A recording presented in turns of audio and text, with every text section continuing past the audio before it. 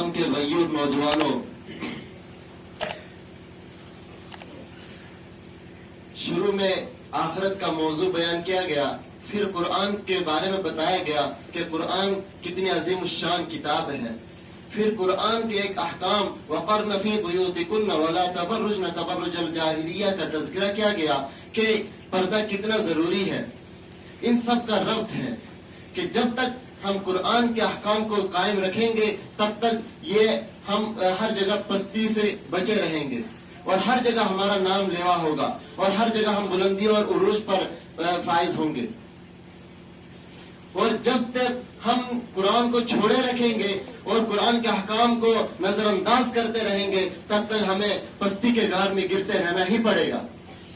حضرات، شاید میں نے آپ حضرات کا طویل وقت لے لیا ہے، جس کے لیے میں معذرت خواہ ہوں۔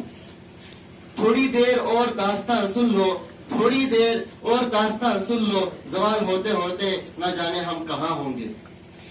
اب تو جام آخری پینا ہے ساقی، اب تو جام آخری پینا ہے ساقی، تو لہٰذا بلا تاخیر اس سلسلے کے آخری کڑی کو، اس سلسلے کے آخری گلشن رنگ کو دعوت سخن دیتا ہوں۔ میری مراد ابو انصار سلم او ہے کہ وہ آئے اسٹیج میں ہمارے سامنے اپنی تقریر سے ہمیں منور مجلہ فرمائے۔ رنگ بو تیرے سے معمور ہے گلہائے چمن، رنگ بو تیرے سے معمور ہے گلہائے چمن، شمن محفل میں لگائے ہوئے تجھ سے ہی لگن۔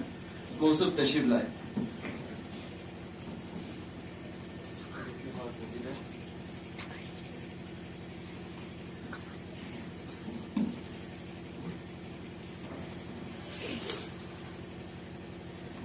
الحمد لله رب العالمين والصلاة والسلام على سيد الأنبياء والمرسلين وعلى آله وأصحابه أجمعين، أما بعد، فأعوذ بالله من الشيطان الرجيم، بسم الله الرحمن الرحيم، وأنتم الأعلون إن كنتم مؤمنين۔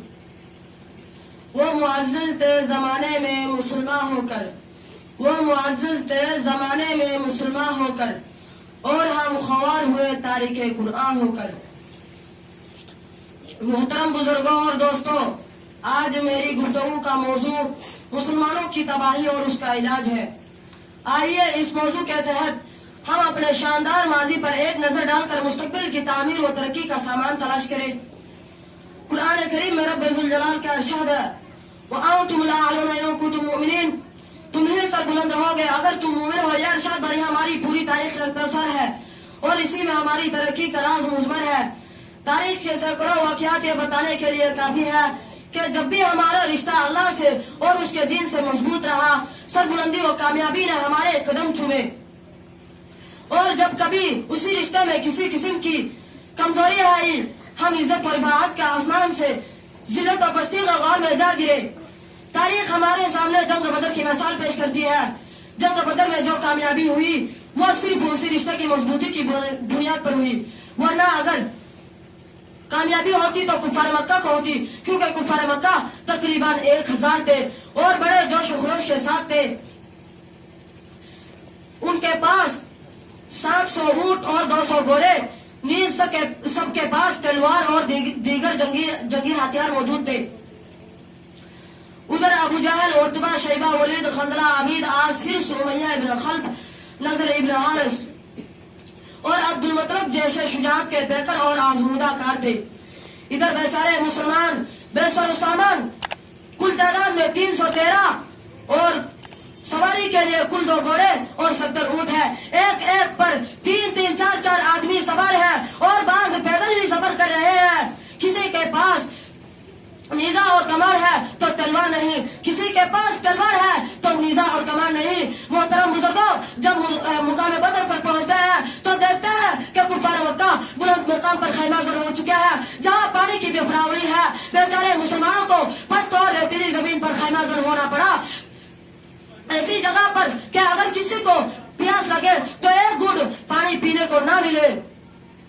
الغرض جنگ کے اندر جتنی چیزوں اور جتنے اسباب کی ضرورت پڑتی ہے وہ سب کفار مکہ کو حاصل تھی، مگر جب لڑائی شروع ہوئی تو کفار مکہ گاجر مولی کی طرح کاٹے جاتے ہیں۔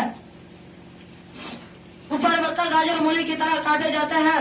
کفار مکہ کا سب سے بڑا سردار ابو جہل دو بچوں معاذ اور محافظ کے ذریعہ مارا جاتا ہے اور عبداللہ بن مسعود رضی اللہ تعالیٰ عنہ اس کا سر قلم کرتے ہیں. مسلمانوں آپ جانتے ہو کہ یہ عبداللہ بن مسعود رضی اللہ تعالیٰ عنہ کون ہے؟ عبداللہ بن مسعود رضی اللہ تعالیٰ عنہ کون ہے؟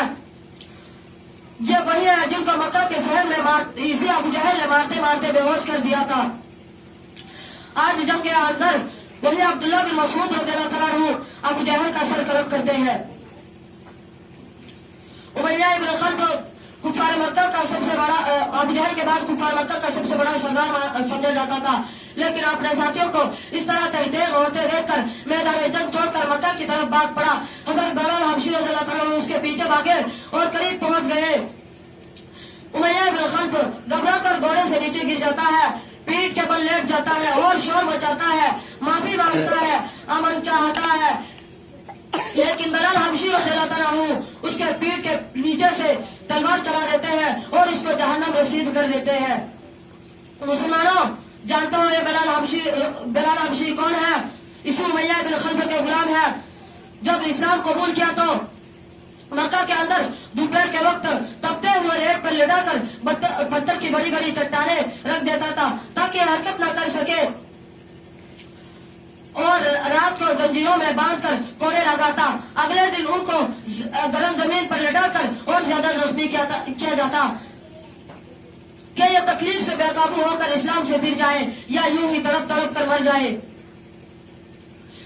پیروں میں رسی باندھ کر مکہ کی گلیوں میں گھسیٹا جاتا ہے. طرح طرح کی اذیتیں اور تکالیف پہنچائی جاتی ہے، یہاں تک کہ تکالیف پہنچانے والے تک جاتے ہیں، اکتا جاتے ہیں. کبھی امیہ ابن خلف کا نمبر آتا ہے تو کبھی ابو جہل کا نمبر آتا ہے اور کبھی اوروں کا نمبر آتا ہے.